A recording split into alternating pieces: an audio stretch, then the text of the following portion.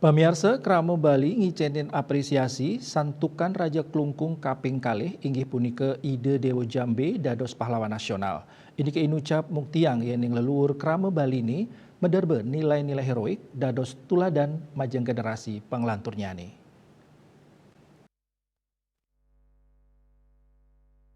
Raja Klungkung kaping kalih inggih punika Ide Dewa Agung Jambe sani gugur ritatkala perang puputan nglawan Belanda duk 21 April 1900 sani sampun kaloktah pinaka puputan Klungkung.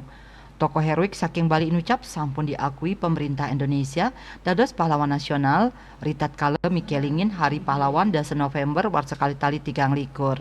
Sawetara tokoh masyarakat Bali taler yang rebecik tur ngicen apresiasi untuk ketetapangnyane Ide Dewa Agung dados pahlawan nasional. Punika nyihnayang yening leluhur Bali madrebe rase tur gegiras ngetohin tanah Bali kantos puput.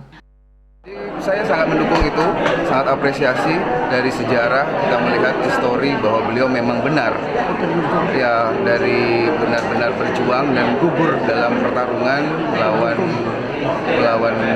Belanda. Beliau berasal dari Puri Klungkung dan itu saya selaku anak bangsa putra Bali sangat apresiasi dan berterima kasih kepada pemerintahan Indonesia yang memberikan gelar pahlawan kepada beliau, dan itu merupakan motivasi lagi kepada kami anak-anak muda bahwa kalau zaman dulu berperang melawan Belanda dengan senjata, tapi kita sekarang berperang melawan jenana, melawan dengan diplomasi agar negara ini tetap eksis.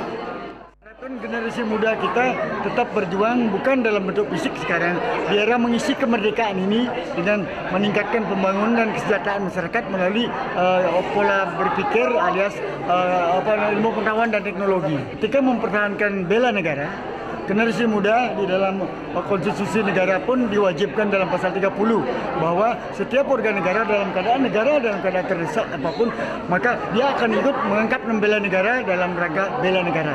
Tetap itu adalah kaitannya. Demikian. Artaya Bali TV.